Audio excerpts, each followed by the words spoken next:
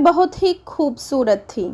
हर कोई उसे देखता तो बस एकटक देखता ही रह जाता। उसकी आंखें गजब की खूबसूरत, जैसे मानो कोई अप्सरा स्वर्ग से उतर आई हो। देखते ही देखते वह फिल्म इंडस्ट्री की चहेती बन गई और हिंदी सिनेमा की सबसे खूबसूरत और बोल्ड एक्ट्रेसेस में शुमार हो गई। यहाँ हम बात कर रहे हैं परवीन बॉबी की, जिन्होंने करीब 2 दशकों तक हिंदी सिनेमा पर राज किया और आज हमारे बीच न होने के बाद भी सभी के दिलों पर राज कर रही हैं। परवीन बॉबी ने अपने करियर की शुरुआत बतौर मॉडल की थी, लेकिन जल्द ही उन्हें फिल्मों में ब्रेक मिल गया। 1973 में उन्होंने क्रिकेटर सलीम दुर्रानी के अपोजिट फिल्म चैत्र से डेब्यू किया। फिल्म फ्लॉप रही, लेकिन परवीन बॉबी का चेहरा और खूबसूरती लोगों की आंखों में बस गई। हर कोई यह जानने को उत्सुक हो गया कि आखिर यह लड़की है कौन। शायद यही वजह रही कि उन्हें फ्लॉप डेब्यू के बाद भी ढेर सारी फिल्मों के ऑफर मिले। डेब्यू के 1 साल के अंदर ही उन्होंने अमिताभ बच्चन के अपोजिट पहली ब्लॉकबस्टर फिल्म दी। अपने करियर की शुरुआत के 2-3 साल के अंदर ही वो इतनी फेमस हो चुकी थी कि वह टाइम मैगजीन के कवर पर नज़र आने वाली बॉलीवुड की पहली स्टार बनी। परवीन बॉबी का स्टारडम और जादू हर निर्माता निर्देशक से लेकर हर हीरो के सर चढ़कर बोल रहा था। अब हर कोई उनके साथ काम करना चाहता था। अमिताभ बच्चन के साथ परवीन की जोड़ी को इतना पसंद किया गया कि फिल्म मेकर भी लगभग हर फिल्म में दोनों की जोड़ी को रिपीट करने के सपने देखते रहते।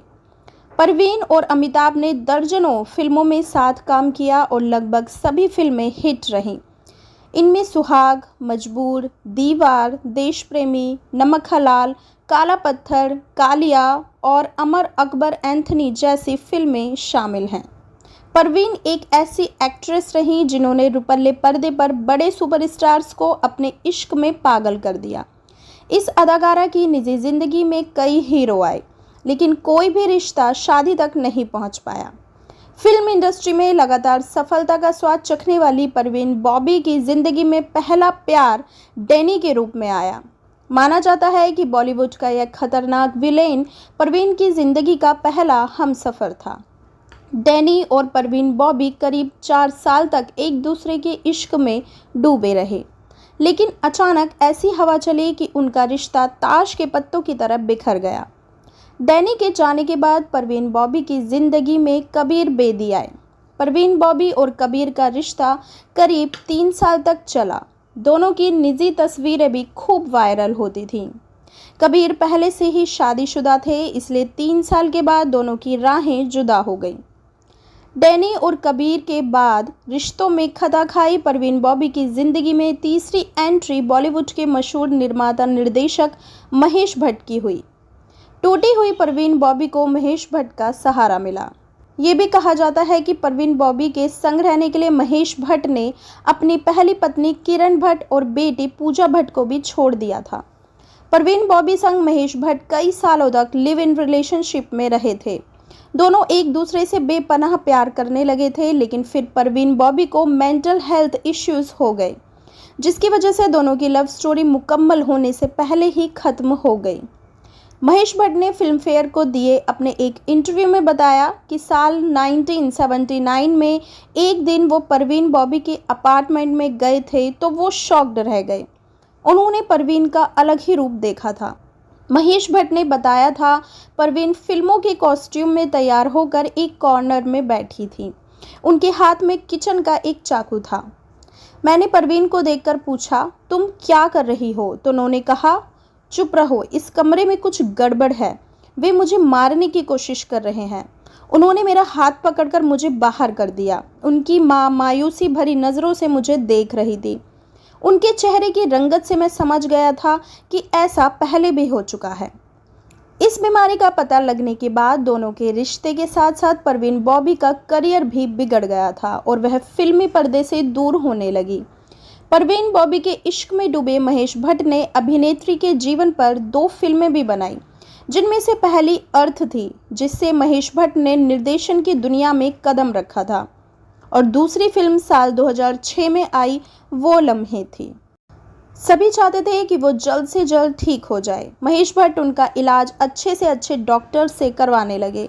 डॉक्टर्स का कहना था कि उन्हें ठीक करने के लिए इलेक्ट्रिक शॉक देने होंगे, लेकिन महेश भट्ट परवीन को इलेक्ट्रिक शॉक देने के सख्त खिलाफ थे। वे किसी भी कीमत पर ऐसा नहीं करना चाहते थे। इसमें परवीन के पूर्व प्रेमी कबीर बेदी और डैनी ने भी इस दौरान महेश भट्ट की मदद की। तमाम इलाज के बावजूद परवीन की ये बीमारी ठीक होने का नाम ही नहीं ले रही थी। परवीन के मन में ये डर बैठ गया था कि कोई उन्हें मारना चाहता है। कुछ समय के बाद तो उनको लगता था कि उनकी कार में बॉम्ब रखा हुआ है।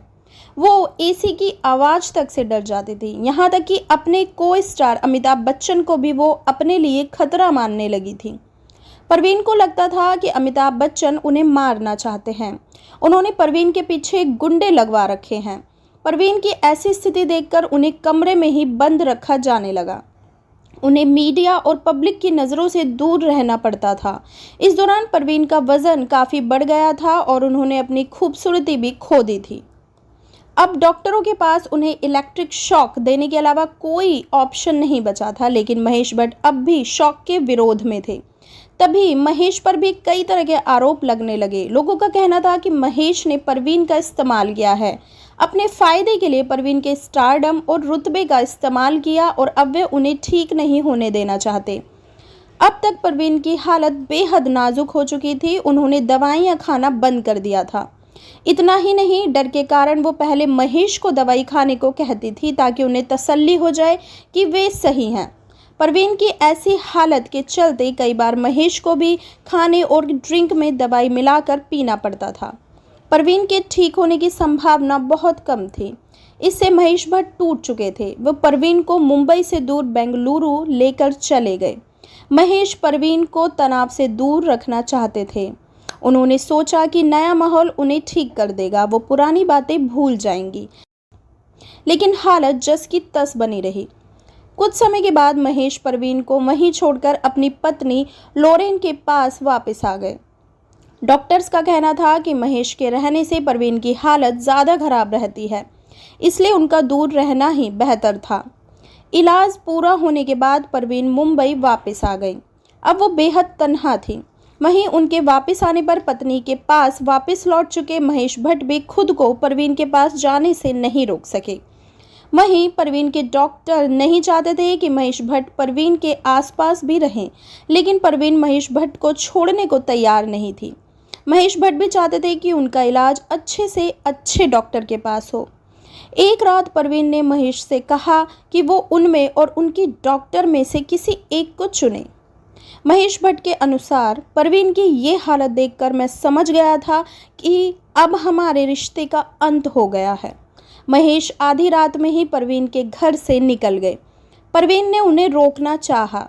आधे कपड़े में ही वो सड़क पर दौड़ती रहीं, लेकिन महेश भट्ट नहीं रुके। अब महेश भट्ट उनके घर और ज़िंदगी से जा चुके थे। उस वक्त परवीन बॉबी को एहसास भी नहीं था कि वो अर्धनग्न अवस्था में सड़कों पर दौड़ रही हैं। 1983 में परवीन को न जाने क्या हुआ कि वह किसी को बताए बिना ही फिल्मों और इंडस्ट्री की चकाचौंध से गायब हो गई है। किसी को इस बात का नहीं पता था कि परवीन आखिर अचानक क्यों और कहां चली गई। वह सालों तक गायब रही और उनकी कई फिल्में उनकी अनुपस्थिति में ही रिलीज हो गई। बाद में पता चला कि परवीन बॉबी ने 1983 में ही भारत छोड़ दिया था और अध्यात्म की तलाश में अपने दोस्तों के साथ अमेरिका चली गई थी। 1984 में जब परवीन को न्यूयॉर्क के एक एयरपोर्ट पर रोका गया तो उस वक्त उनका बर्ताव बदला बदला सा महसूस हुआ। कुछ पहचान पत्र न दिखा पाने की वजह से परवीन बॉबी को कई दिनों तक मानसिक रूप से बीमार लोगों के साथ एक हॉस्पिटल में रखा गया था। 1989 में परवीन वापस मुंबई आ गई, लेकिन तब तक वह पूरी तरह से बदल चुकी थी। उनका वजन काफ़ी बढ़ गया था और वह पहले के मुकाबले मोटी भी हो गई थी। ऐसा कहा जाता है कि उनकी बीमारी का नाम सिजोफ्रेनिया था। अब इस मानसिक रोग की शिकार कब और वो कैसे हुई यह आज तक किसी को नहीं मालूम।